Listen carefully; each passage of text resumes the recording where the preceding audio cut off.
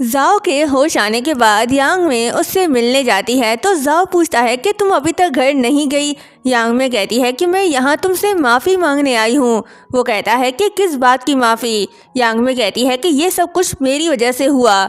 जाओ कहता है कि तुम्हारी कोई गलती नहीं। यांग में सोचती है कि मैं काफ़ी अरसे से जाओ के साथ इस तरह अकेली नहीं बैठी हूँ और ना ही इस तरह कभी उससे बात की है। जाओ से अपने लिए एप्पल कट करने के लिए बोलता है। यांग में एप्पल पील करते हुए सोचती है कि जिस जाओ को मैं जानती हूँ वो तो बहुत ही ईगो वाला है, लेकिन इसने मेरे खातिर अपनी जान दांव पर डाली। आखिर इसने ऐसा क्यों किया?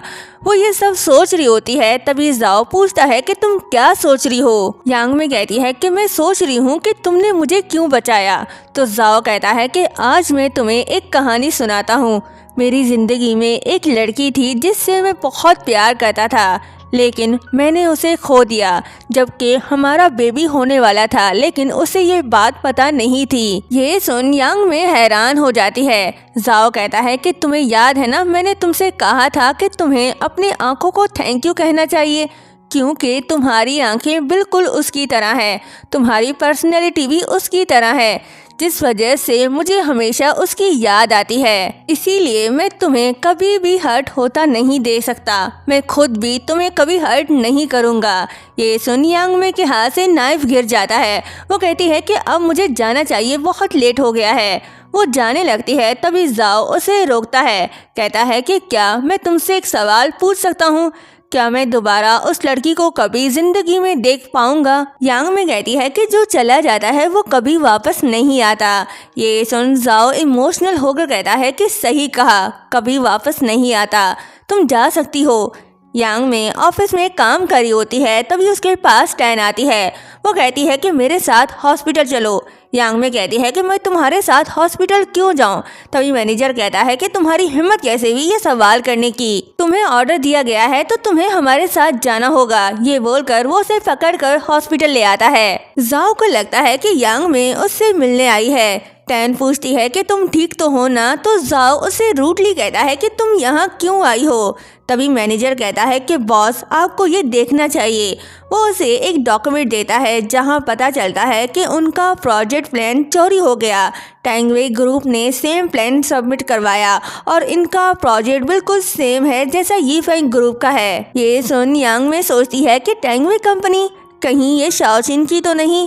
क्या उसने ये सब किया? जाओ कहता है कि मुझे एक्सप्लेनेशन दो। मैनेजर कहता है कि मैंने इस मामले की छानबीन की है। जिन्हें भी इन प्रोजेक्ट के बारे में पता था उनमें से ही किसी ने लीक किया होगा।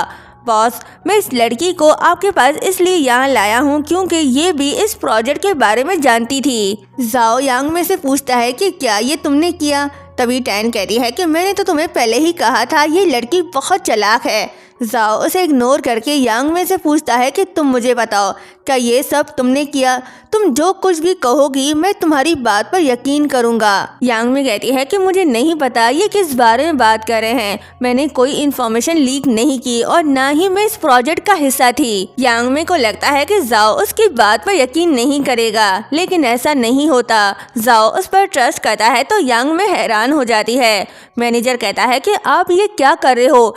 आप इस लड़की को कैसे जाने दे सकते हो? इसे तो अभी निकाल देना चाहिए। मैं वादा करता हूँ एक दिन में इसका सच सामने लाऊंगा। तो जाओ गुस्सा होकर कहता है कि मैंने कहा जाने दो। तभी उसकी तबीयत खराब होने लगती है। टैन पैनिक हो जाती है। डॉक्टर आकर उसका चेकअप करने लग जाते हैं। पहले उसकी हालत देख यांग में को बुरा लगता है, लेकिन फिर सोचती है कि ये अच्छा मौका है, मुझे यहाँ से निकल जाना चाहिए। यांग में घर आती है तो शाओ चैन उसे देख बहुत खुश होता है। यांग में कहती है कि मुझे लगता है तुम मुझे कुछ बताना चाहते हो। शाओ चैन कहता है हाँ, मुझे तुमसे बहुत सारी बातें शेयर करनी है। वो कहती है क्या तुमने ही जाओ के प्रोजेक्ट को लीक किया? ये एक सोची समझी चाल थी। तुमने कई बार कहा कि तुम्हें यीफेंग ग्रुप नहीं चाहिए, तो प्लीज अब बताओ तुम्हारा टैंगवे ग्रुप के साथ क्या रिलेशनशिप है? शाओ चैन उसका हाथ पकड़ लेता है और कहता है कि मुझे माफ कर दो अगर मैंने तुम्हें हर्ट किया हो तो। तभी वहाँ अंकल लेन आता है। यांग में उसे देख हैरान होती है क्योंकि ये वही पर्सन है जिसने यांग में की हेल्प की थी। वो सोचती है कि आखिर शाओ चैन का अंकल लिन के साथ क्या रिलेशनशिप है। मुझे लगता है कि बहुत सारी बातें मुझसे छुपाई जा रही हैं। अंकल लिन के जाने के बाद शाओचिन उसके पास आके बैठता है तो यांग में कहती है कि मुझे मेरे सवाल का जवाब नहीं मिला। शाओचिन कहता है कि अगर मैं स्मोकिंग करूँ तो तुम्हें कोई इशू तो नहीं।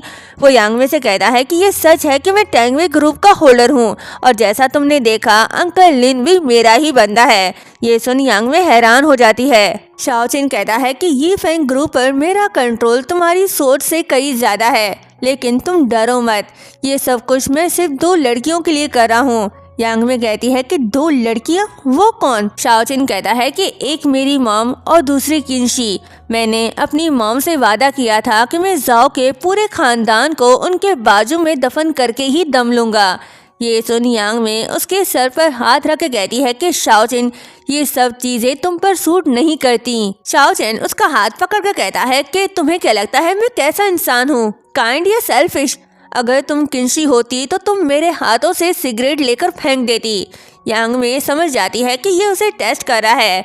शाओचिन कहता है कि तुम्हारा और मेरा एक ही मकसद है, रिवेंज लेना। यांग में उसके हाथ से स्मोक लेने लगती है, लेकिन वो हाथ पीछे करके कहता है कि तुम क्या करी हो? यांग में कहती है कि मैं वो करी हूँ जो किंशी करती। हालांकि मेरा दिमाग कहता है कि मुझे ऐसा नहीं करना चाहिए, पर फिर भी मैं तुम्हारे सामने हॉनेस्ट रहना चाहती हूँ। शाओचिन कहता है कि आखिरकार तुमने इस बात का इकरार कर लिया कि तुम किंशी हो। यांग में कहती है तो वो तुम ही थे जिसने 5 साल पहले मुझे बचाया था। शाओचिन कहता है कि मैंने तुमसे कहा था अगर तुम जा रही हो तो फिर वापस मत आना। मैंने तुम्हें एक चांस दिया किंशी, इस दफा मैं तुम्हें जाने नहीं दूंगा। आधी रात को यांग में जाओ के ऑफिस आती है क्योंकि जाओ हॉस्पिटल में एडमिट है। सब वहाँ बिजी हैं तो वो उसके अगेंस्ट एविडेंस ढूंढ सकती है। वो उस पेंटिंग को देखती है तो उसे जाओ की बात याद आती है जब उसने कहा था कि इस पेंटिंग में मेरे सारे सीक्रेट छुपे हुए हैं, इसे कोई नहीं खोल सकता। वो उस पेंटिंग को देखने लगती है और थोड़ा मूव करती है, तभी पीछे से सीक्रेट डोर खुल जाता है जहाँ पर एक लॉकर होता है। यांग में सोचती है कि जो फाइल मुझे चाहिए कहीं वो इस लॉकर में तो नहीं। वो लॉकर खोलने की कोशिश करती है लेकिन कोई भी करेक्ट पासवर्ड नहीं होता। तभी उसे याद आता है कि जाओ ने कहा था कि इसकी चाबी उसके दिल में है। वो सोचती है कि कहीं मेरा बर्थडे डेट तो नहीं। वो अपना बर्थडे डेट लिखती है तो लॉकर खुल जाता है। उसमें वही डॉक्यूमेंट्स होते हैं जो यांग में चाहती थी। वो उस डॉक्यूमेंट्स को देखने लगती है, तभी कोई आ रहा होता है। यांग में फाइल लेकर लॉकर बंद करके बाहर खड़ी हो जाती है। वैंग कहता है कि बॉस के ऑफिस में कौन सी फाइल, मेरी बात का सही जवाब दो। यांग में कहती है कि वैंग सब तुम्हें बॉस का सीक्रेट असिस्टेंट समझते हैं, लेकिन मुझे तुम पर शक है। उस रात तुम्हारे बॉस की तबीयत खराब थी, तुमने मुझे बुलाया। तुम अच्छी तरह से जानते हो कि वो मुझ पर ट्रस्ट करता है, तो क्या तुम अब भी पूछना चाहते हो कि मैं यहाँ क्या कर रही हूँ? ये बोलकर वो जाने लगती है तो वैंग उसे रोकता है और कहता है कि मिस्टर जाओ काफी बदल गए हैं। तुम्हें क्या लगता है इसकी वजह कौन है? यांग में कहती है कि मेरा इससे क्या लेना देना। वैंग कहता है कि मैं बस तुम्हें बताना चाहता हूँ कि तुम बॉस के दिल में बहुत खास जगह रखती हो। मुझे उम्मीद है कि तुम बॉस को कभी हर्ट नहीं करोगी। यांग में सोचती है कि इस इडियट को लगता है कि मैं इसकी बातों पर गौर करूंगी। वो उसे हाँ बोलकर चली जाती है। यांग में जाओ के खिलाफ एविडेंस को देख सोचती है कि अब सब खत्म हो गया। तभी उसे शी युआन का कॉल आता है। वो कहता है कि लास्ट कॉल के बाद मैंने इन्वेस्टिगेट किया तो मुझे पता चला कि तुम्हारे भाई को जाओ ने नहीं मारा था। यांग में को उसकी बात पर यकीन नहीं होता। वो कहती है कि मुझे ये मजाक पसंद नहीं आया। मुझे पता है तुम जानबूझकर ऐसा कर रहे हो। तुम नहीं चाहते कि मैं अपने रिवेंज पे फोकस करूं, लेकिन तुम्हारी इस बात ने मुझे बहुत हर्ट किया। शी युआन कहता है कि मैं झूठ नहीं कह रहा। मैंने उस डॉक्टर को ढूंढा, इन्वेस्टिगेट किया। उसने मुझे खुद बताया तुम्हारा भाई अपनी मौत खुद मरा है। ये सुन यांग में हैरान होकर कहती है कि तुम्हारा मतलब जाओ ने मेरे भाई को बचाने की कोशिश की थी। और यहीं पर ये पार्ट एंड होता है। क्या यांग में को पता चल पाएगा कि जाओ ने उसकी फैमिली के साथ कुछ नहीं किया? नेक्स्ट पार्ट देखने के लिए चैनल को सब्सक्राइब और वीडियो को लाइक शेयर करना मत भूलिएगा। Thank you so much.